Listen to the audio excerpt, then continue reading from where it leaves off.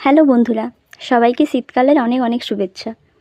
আর শীতকালের স্পেশাল কাজ বড়ি দেওয়া, তাই আজকেও বড়ি দিতে বসে গেলাম।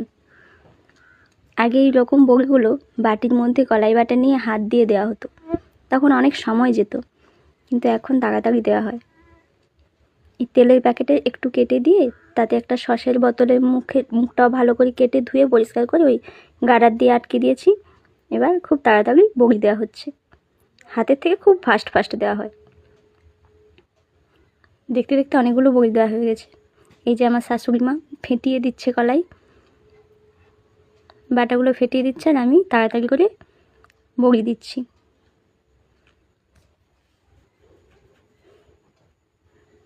দেখতে দেখতে অনেকগুলো বড়ি দেওয়া হয়ে গেল। দেখো, সব বড়ি প্রায় দেওয়া কমপ্লিট।